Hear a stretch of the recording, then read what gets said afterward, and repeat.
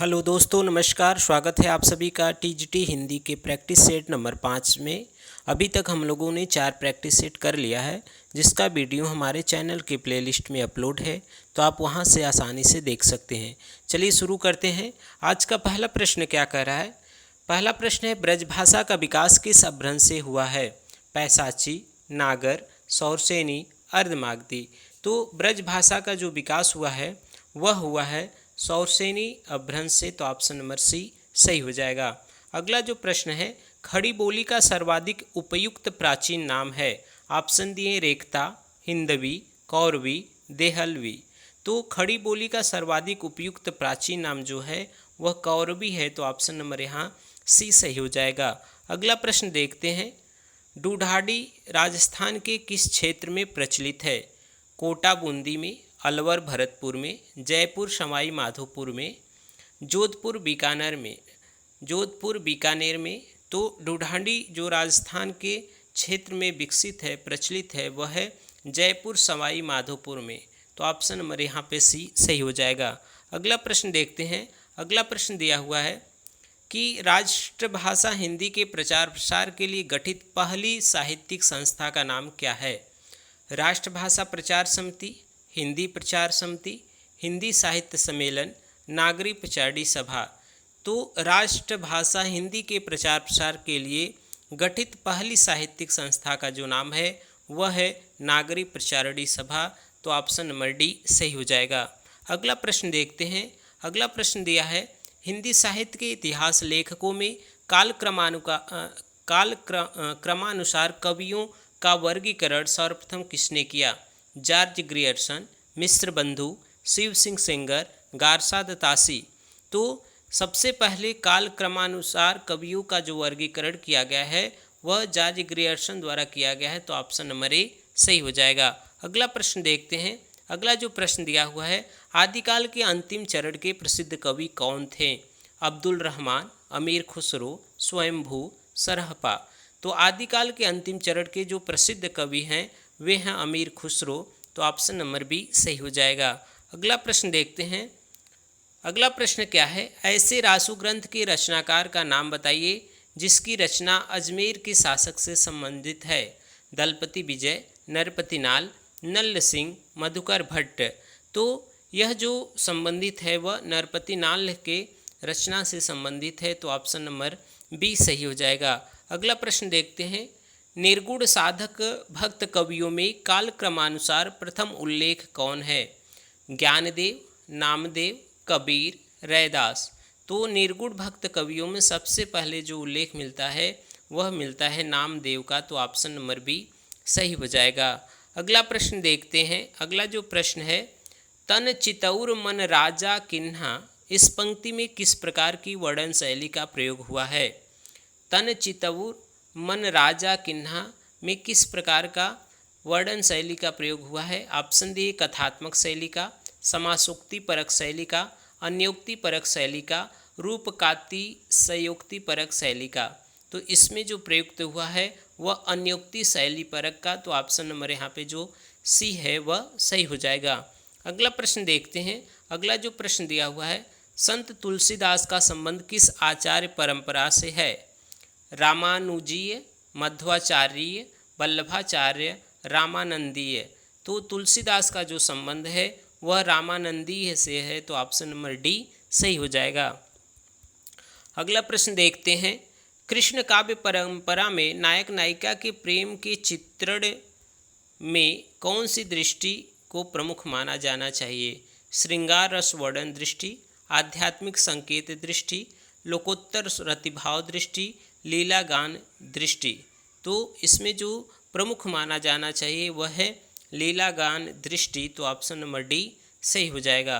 अगला प्रश्न देखते हैं। अगला जो प्रश्न है, रास पंचाध्याय की रचयिता कौन है? ऑप्शन दिए हैं कृष्णदास, परमानंद दास, नंददास, चतुर्भुज दास। तो रास पंचाध्याय के जो रचयिता हैं वे हैं नंददास, तो ऑप्शन नंबर सी सही हो जाएगा। अगला प्रश्न देखते हैं, रामचरितमानस को हिंदी साहित्य के इतिहास में इतना महत्व क्यों दिया जाता है? ऑप्शन दिए हैं राम भक्ति को प्रतिष्ठित करने के लिए, उदात्त भाव के पोषण के लिए, भारतीय धार्मिक संप्रदायों के बीच समन्वय स्थापित करने के लिए, रामचरित के लोक भाषा में होने के कारण। तो यहाँ पे जो सही उत्तर हो जाएगा वो ऑप्शन नंबर सी हो जाएगा, भारतीय धार्मिक संप्रदायों के बीच समन्वय स्थापित करने के लिए। तो ऑप्शन नंबर सी सही हो जाएगा। अगला प्रश्न देखते हैं, राम भक्ति मार्ग में दाम्पत्य मूलक उपासना को लेकर चलने वाली श्रृंगारी भावना के प्रवर्तक कौन थे? अग्रदास, नाभादास, प्रियादास, केशवदास। तो यह जो थे वे अग्रदास थे। तो ऑप्शन नंबर ए सही हो जाएगा। अगला प्रश्न देखते हैं। अगला जो महत्वपूर्ण प्रश्न दिया हुआ है, भाषा भूषण के रचयिता कौन है? भूषण, देव, कुलपति मिश्र, जसवंत सिंह। तो देखिए, भाषा भूषण महाराजा जसवंत सिंह द्वारा लिखा गया एक अलंकार ग्रंथ है। तो ऑप्शन नंबर डी सही हो जाएगा। अगला प्रश्न देखते हैं, कौन सा कवि रीति मुक्त काव्यधारा के अंतर्गत नहीं आता है? रसनिधि, रसलीन, आलम, ठाकुर। तो देखिए, आलम, ठाकुर, बोधा, घनानंद तो आते हैं रीति मुक्त में, लेकिन रसनिधि यहाँ पे जो है वे रीति मुक्त काव्यधारा में नहीं आते हैं। तो यहाँ पे ऑप्शन नंबर ए सही हो जाएगा। अगला प्रश्न देखते हैं, भारतेंदु का कौन सा नाटक एक अनुदित रचना है? चंद्रावली, वैदिकी हिंसा हिंसा न भवती, विद्या सुंदर, अंधेर नगरी। तो अनुदित रचना जो यहाँ पे दिया गया है वह है विद्या सुंदर। तो ऑप्शन नंबर सी सही हो जाएगा। अगला प्रश्न देखते हैं, हिंदी में समालोचना के सूत्रपात के लिए भारतेंदु युग की कौन सी पत्रिका उल्लेख्य है? कवि वचन सुधा, ब्राह्मण, हरिश्चंद्र पत्रिका, आनंद कादम्बनी। तो सबसे पहले जो समालोचना लिखा गया था वह लिखा गया था आनंद कादम्बनी में। तो ऑप्शन नंबर डी सही हो जाएगा। अगला प्रश्न देखते हैं। अगला प्रश्न है, पंडित महावीर प्रसाद द्विवेदी ने सरस्वती का संपादन भार कब संभाला? सन 1903 में, 1900 में, 1907 में, 1901 में। तो महावीर प्रसाद द्विवेदी ने सरस्वती का संपादक भार सन 1903 में संभाला था। तो ऑप्शन नंबर ए सही हो जाएगा। अगला प्रश्न देखते हैं। अगला जो प्रश्न दिया हुआ है वह क्या है? मैथिली शरण गुप्त की कौन सी कृति प्रकाशन क्रम में पहले आती है? भारत भारती, विकट भट्ट, जयद्रथ वध, पंचवटी। तो सबसे पहले यहाँ पे जो आएगा वह जयद्रथ वध है। तो ऑप्शन नंबर सी सही हो जाएगा। अगला प्रश्न देखते हैं, छायावाद की मूल चेतना किस शब्द समूह से अधिक व्यक्त होती है? प्रकृति का मानवीकरण, अव्यक्त सत्ता का प्रत्यक्षीकरण, स्वानुभूति की वृत्ति, सौंदर्य का संधान। तो छायावाद की मूल चेतना का जो अधिक व्यक्त होता है वह प्रकृति का मानवीकरण से। तो ऑप्शन नंबर ए सही हो जाएगा। अगला प्रश्न देखते हैं। अगला जो प्रश्न है, सुमित्रानंद पंत की उत्तरवर्ती रचना कौन सी है? ग्राम्या 1940, स्वर्णधूलि 1947, युगांत 1936, ज्योत्सना 1934। तो सुमित्रानंद पंत की उत्तरवर्ती रचना जो है वह स्वर्णधूलि 1947। तो ऑप्शन नंबर बी सही हो जाएगा। देखिए, सभी महत्वपूर्ण प्रश्नों का संकलन है। तो अगर आप हमारे चैनल में नए हैं तो लाइक, सब्सक्राइब, शेयर जरूर करें। अगला प्रश्न देखते हैं, ले चल भुलावा देकर मेरे नाविक, छायावाद की पलायनवादी प्रवृत्ति की सूचक उक्त पंक्ति किस कृति में आई है? लहर में, झरना में, पल्लव में, परिमल में।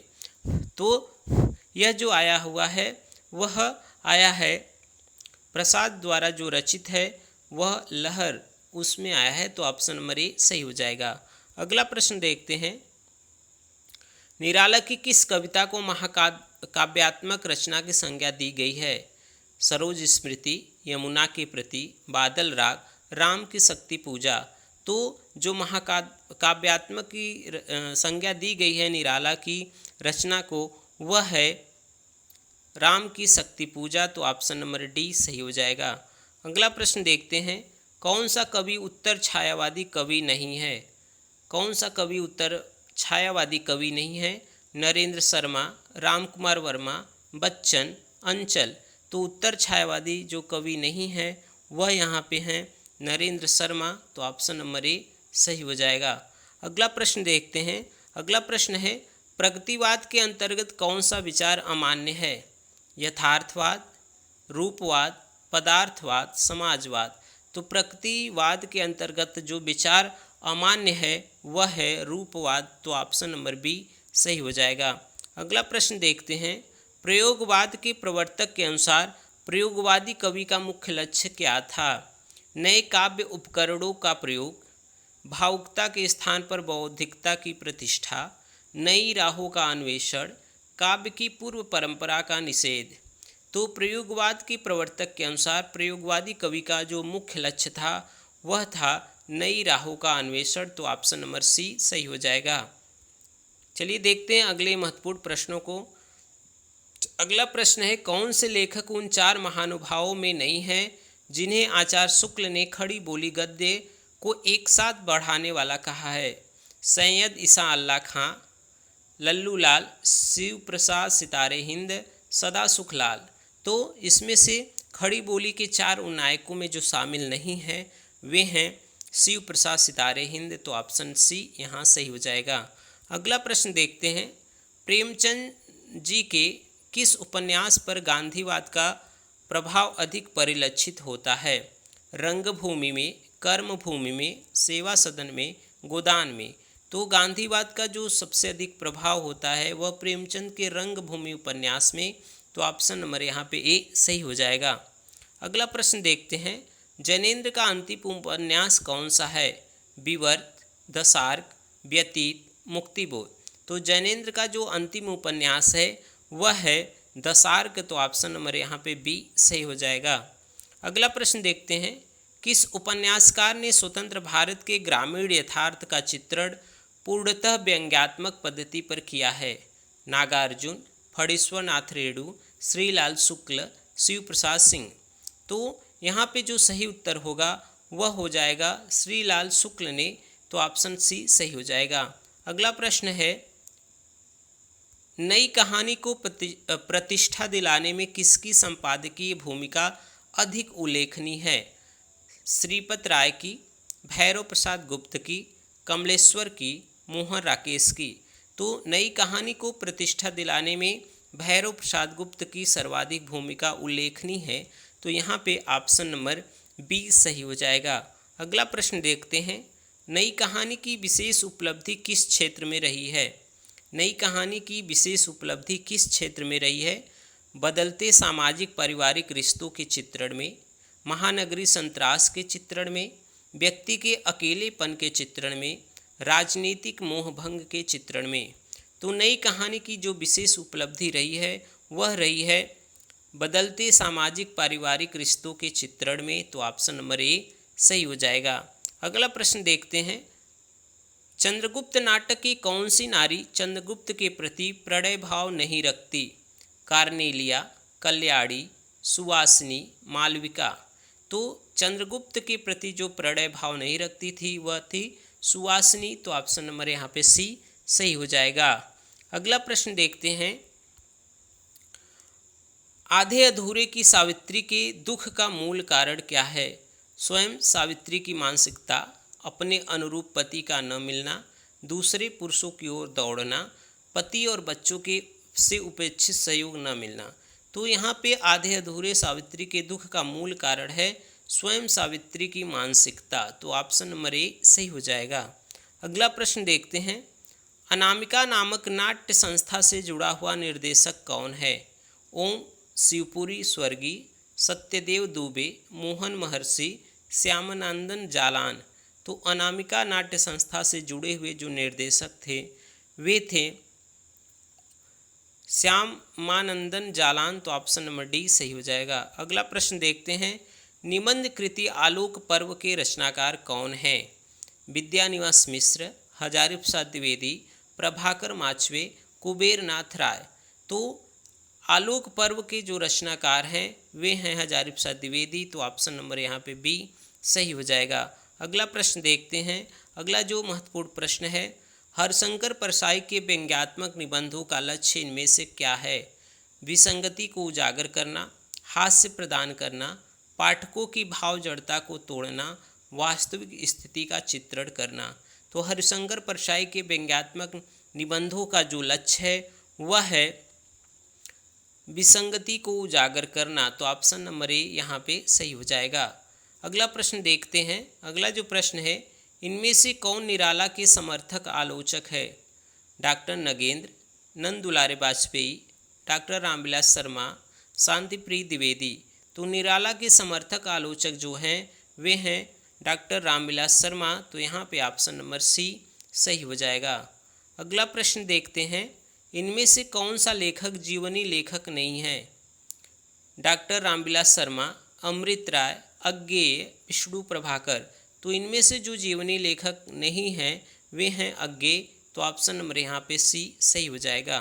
अगला प्रश्न देखते हैं, ध्वन्यालोक की रचयिता कौन है? आनंदवर्धन, अभिनव गुप्त, आचार्य मम्मट, राजशेखर। तो ध्वन्यालोक जो है वह आनंदवर्धन की कृति है। तो ऑप्शन नंबर यहाँ पे ए सही हो जाएगा। अगला प्रश्न देखते हैं। अगला जो महत्वपूर्ण प्रश्न दिया हुआ है वह क्या है? कौन सा भाव संचारी भाव के अंतर्गत नहीं आता? शोक, हर्ष, गर्व, अमर्ष। तो देखिए शोक जो है वह करुड़स का स्थायी भाव है, यह संचारी भाव नहीं है। तो ऑप्शन ए सही हो जाएगा। अगला प्रश्न है, आलम्बनत्व धर्म का साधारणीकरण कौन सा आचार्य मानता है? आचार्य विश्वनाथ, पंडित राज जगन्नाथ, आचार्य रामचंद्र शुक्ल, डॉक्टर नगेंद्र। तो यह जो मानते हैं वे मानते हैं आचार्य रामचंद्र शुक्ल। तो ऑप्शन नंबर यहाँ पे सी सही हो जाएगा। अगला प्रश्न देखते हैं। अगला प्रश्न है, व्यंजना का व्यापार इनमें से किस पर आधारित है? मुख्यार्थ, लक्ष्यार्थ, व्यंग्यार्थ, इनमें से कोई नहीं। तो व्यंजना का व्यापार इनमें से जो आधारित है वह है व्यंग्यार्थ। तो ऑप्शन नंबर सी सही हो जाएगा। अगला प्रश्न देखते हैं। अगला जो प्रश्न दिया हुआ है वह है, प्रतीप अलंकार के विषय में कौन सा कथन सही है? उपमेय उपमान की समानता होती है, उपमेय को उपमान से श्रेष्ठ बताया जाता है, उपमान को श्रेष्ठ बताया जाता है, उपमेय की श्रेष्ठता कारण सहित बताई जाती है। तो प्रतीप अलंकार में जो विषय होता है वह होता है उपमेय को उपमान से श्रेष्ठ बताया जाता है। तो ऑप्शन नंबर बी यहाँ पे सही हो जाएगा। अगला प्रश्न देखते हैं, आधुनिकता के संबंध में कौन सा कथन सही नहीं है? आधुनिकता वैज्ञानिक दृष्टिकोण है, आधुनिकता परंपरा से मुक्ति है। ऑप्शन और यहाँ पे दिए हुए हैं, आधुनिकता परंपरा से जुड़ाव है, आधुनिकता कथ्य एवं शैली दोनों से संबंधित है। तो यहाँ पे जो सही उत्तर होगा वह होगा आधुनिकता परंपरा से जुड़ाव है, यह ऑप्शन सही हो जाएगा। अगला प्रश्न देखते हैं, इनमें से प्रगतिवादी आलोचक कौन है? डॉक्टर नगेंद्र, डॉक्टर नामवर सिंह, शांतिप्रिय द्विवेदी, शिवनाथ सिंह चौहान। तो इनमें से प्रगतिवादी आलोचक जो हैं वे हैं शिवदान सिंह चौहान। तो ऑप्शन नंबर डी सही हो जाएगा। अगला प्रश्न क्या है? अगला प्रश्न दिया हुआ है, साधारणीकरण सिद्धांत का आविष्कर्ता इनमें से कौन माना जाता है? भट्टलोलट, अभिनव गुप्त, आचार्य मम्मट, भट्टनायक। तो साधारणीकरण सिद्धांत का जो आविष्कर्ता माने जाते हैं वे भट्टनायक माने जाते हैं। तो ऑप्शन नंबर डी सही हो जाएगा। अगला प्रश्न देखते हैं। अगला जो प्रश्न है, तार सप्तक के संपादक कौन है? अज्ञेय, मुक्तिबोध, विद्यानिवास मिश्र, रामविलास शर्मा। तो तार सप्तक 1943 में संपादित हुआ है, उसके संपादक अज्ञेय हैं। तो ऑप्शन ए सही हो जाएगा। अगला प्रश्न देखते हैं, कुआनो नदी के लेखक कौन हैं? शमशेर, सर्वेश्वर दयाल सक्सेना, धर्मवीर भारती, मोहन राकेश। तो कुआनो नदी लेखक कौन है? सर्वेश्वर दयाल सक्सेना। तो ऑप्शन बी सही है। इस वीडियो में केवल 50 प्रश्नों का ही परिचर्चा किया जा रहा है, शेष प्रश्नों का जो परिचर्चा हम अगले वीडियो में करेंगे। अगर आपको यह वीडियो अच्छा लगा हो तो हमारे चैनल को लाइक, सब्सक्राइब, शेयर ज़रूर करें। मिलते हैं नए वीडियो में, तब तक के लिए आप सभी का बहुत बहुत धन्यवाद, आभार।